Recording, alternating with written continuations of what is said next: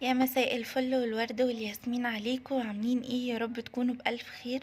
وحشتوني كتير من الفيديو اللي فات، والنهاردة بقى جايالكم في فيديو جديد كده. بس زي ما انتم شايفين كده يعني مش هنروق المتروق، بس الدنيا رايقة. بس بقى في مثلا تراب كده عايز يتمسح. تمام. حاجات كده بسيطة كده، وهنمشي المكنسة وهنمسح كده الفواصل دي كده مع بعض. بس كده، وهنفض برضو الانتريه عشان لو عليه اي تراب ينزل. والليفنج هنا احنا كنا مخلصينها مع بعض يعني من كام فيديو كده. انا على طول بكنسها وكده، بس احنا من يومها تقريبا ما قعدناش فيها. فيلا بينا بقى نشوف هنعمل ايه كده النهارده. ان شاء الله فيديو خفيف وسريع، هنعمل مع بعض كده الليفنج الريسبشن كده سريعا، وهناخد الليفنج كده كنسة معانا. ويلا نشوف هنعمل ايه. تعالوا بقى اول حاجه كده ابتدي معاكم بالسفره. انا النهارده حابه ان انا اتكلم معاكم في الفيديو كده على طول لايف. يعني بحس ان كده لذيذ اكتر، وبحس ان انا متواصله معاكم اكتر يعني من اني لسه اقعد امنتج واعمل صوت وكده. فيلا بينا.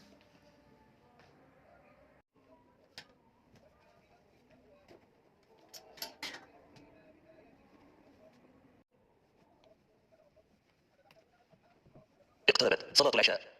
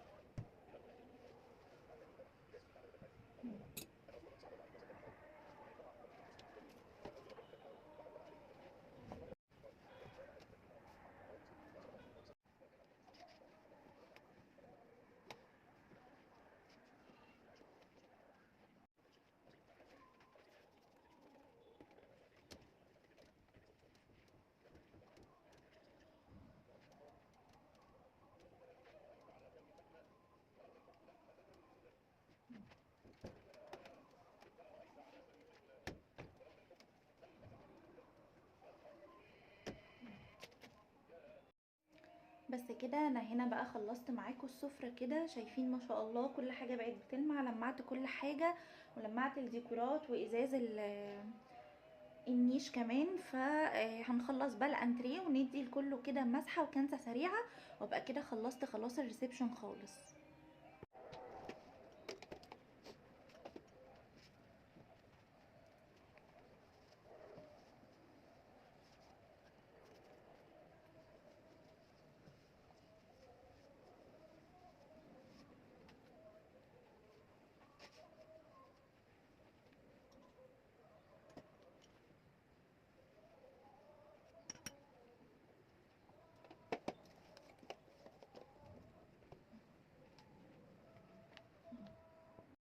بصوا للاسف بقى انا نفضت الانتريه، بس نفضته مع نفسي لان التليفون لقيته فاصل.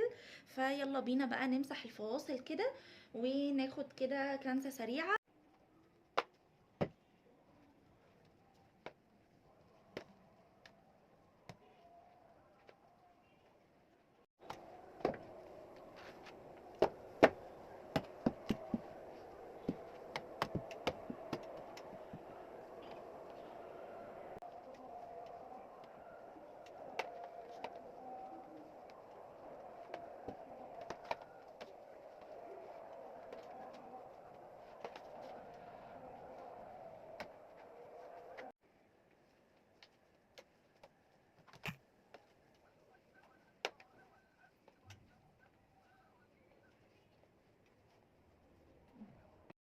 بس كده زي ما انتم شايفين الريسبشن ما شاء الله، مسحت كل حاجة فيه، ومسحت دلوقتي الارض مرة، اول مرة لميت فيها التراب، وتاني مرة طبعا اللي بلمع فيها كده وبدي معطر.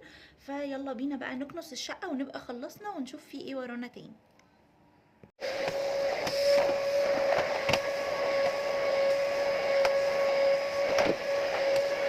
قد قامت الصلاة قد قامت الصلاة.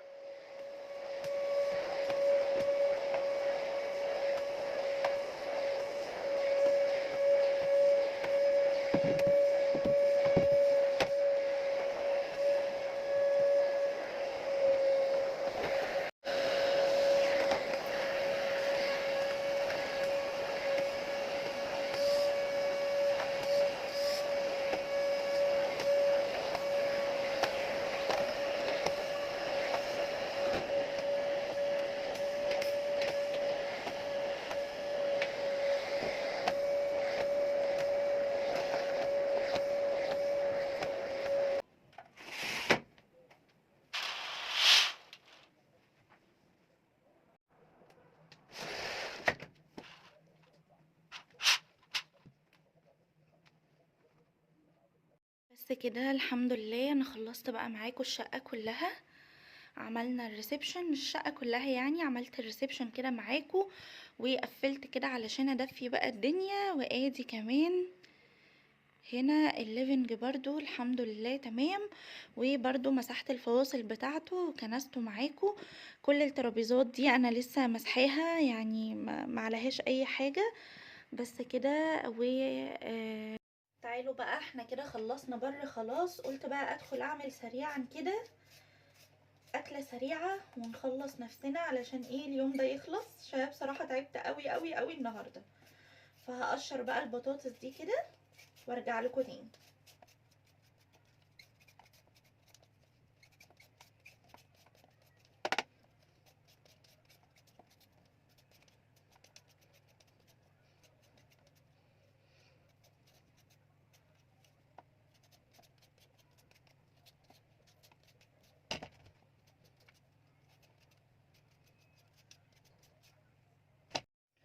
قطعت بقى ونضفت الخضار اللي انا عايزاه كده، وهقطع بقى معاكم دلوقتي البطاطس والبصل علشان نعمل صينيه البطاطس كده سريعا. انا بصراحه النهارده عملت حاجات كتيره قوي، يعني انا كان عندي غسيله غسل وغسيله نشر وغسيله طبق، وروقت غرفه النوم، وروقت معاكم الريسبشن الحمد لله. الليفنج كان تمام، الحمامات عملتها امبارح.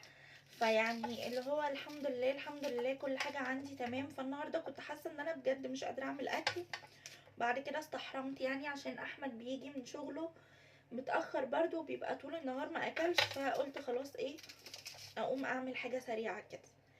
بس فقلت بعمل معاكم صينيه بطاطس كده زي ما انتم شايفين سريعه، واحنا بنحب البطاطس بالفراخ قوي قوي قوي. فان شاء الله مش هتاخد مني وقت كده، وبعد كده بقى هقعد ويبقى الحمد لله يوم خلص. قطعت البصل كده جوليان زي ما انتم شايفينه، وهحط كده حوالي فصين توم، فصين توم حلوين كده تمام. هحط بقى معاكم ملح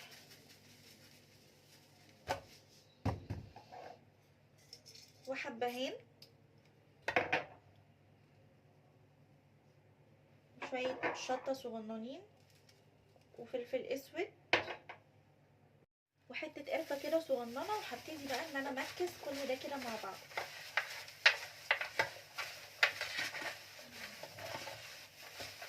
مش قادرة اوصف لكم بقى ريحة التوابل عاملة ازاي، ريحتها حلوة قوي. هبتدي بقى اقطع البطاطس كده حلقات، اللي هي ولا رفيعة ولا تخينة، حلوة.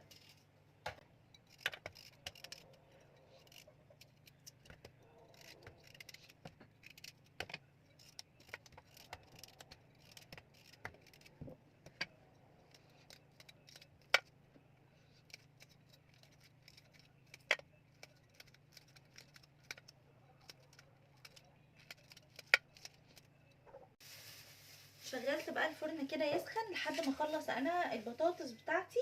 والفراخ عندي انا حبيت اقطعها على 2 كده. انا منضفاها وغسلاها وزي الفل ما فيهاش اي حاجه. هدعكها كده بالبصل والتوابل عشان بس تاخد يعني من طعمهم كده.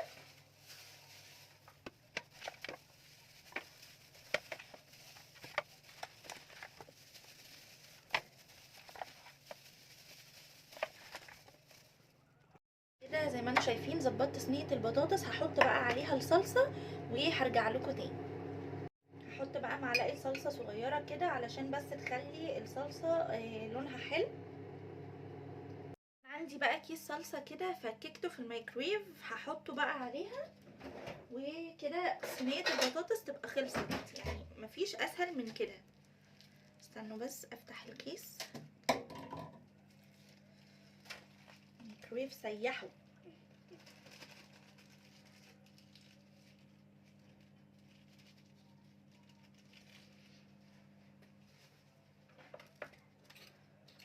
بس كده هزود بقى عليها ميه علشان احنا بنحبها برضو لما تستوي ما تكونش ناشفه قوي. وهرجع لكم تاني.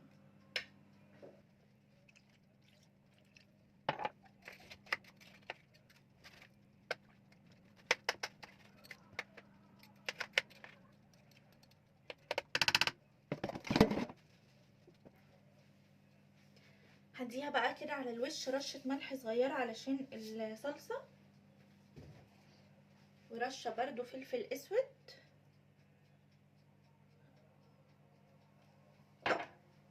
وهحط بقى كده زيت.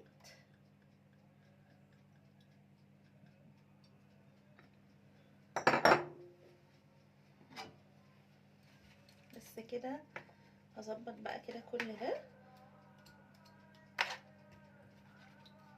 الصلصه دي هتسيح اول ما احطها دلوقتي على النار. ان شاء الله تبقى احلى صينيه بطاطس.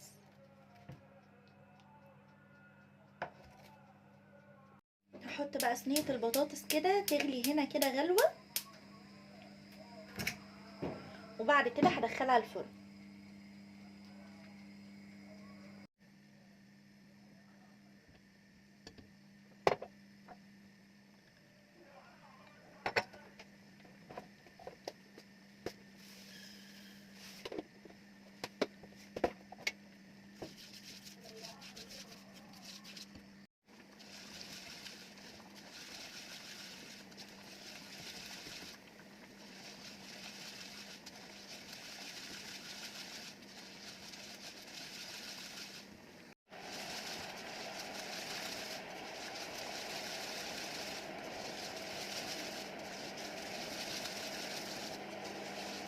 انا بحب اشوح الشعريه كويس ويبقى لونها ذهبي حلو كده، وبعد كده انزل بالرز عليها بقى. فيلا بينا كده ننزل بالرز مع بعض.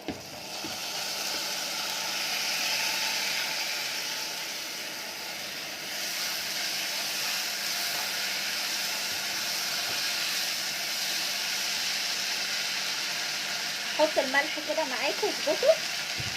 وبحب بقى اشوح الرز كده يعني دقيقه كده مع الشعريه بتاعتي، وبعد كده انزل بمعيار الرز بقى عادي.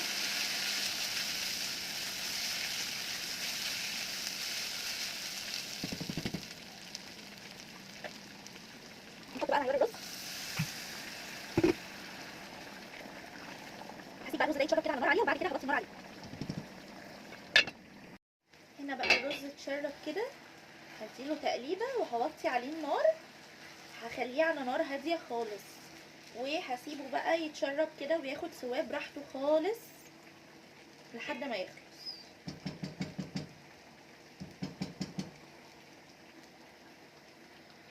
صينيه البطاطس ما شاء الله، يعني البطاطس كده بدأت تستوي وخدت غلوتين حلوين. هدخلها بقى الفرن كده معاكم. انا مسخناه من قبلها.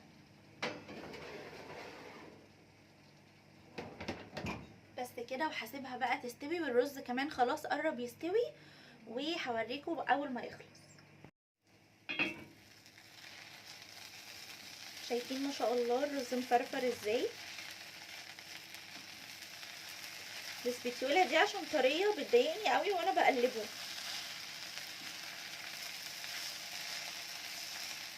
بس هسيبه كده 5 دقايق كمان واطفي عليه.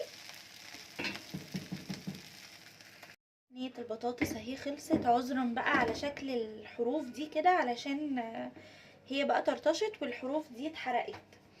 انا كده الحمد لله خلصت الاكل وخلصت البيت وخلصت كل حاجة كنت عايزة اعملها النهاردة، اللهم لك الحمد يا رب. وبكده خلاص الفيديو بتاعي يكون خلص معاكم، ان شاء الله اشوفكم في فيديو جديد، ويا رب فيديوهاتي تكون خفيفة على قلوبكم. مستنية تشجيعكم، واول ما تفتحي الفيديو ارجوكي ولو وصلتي لحد هنا تنزلي تحت تعملي لي لايك، وكمان تكتبي لي كومنت حلو يساعدني منك. باي باي.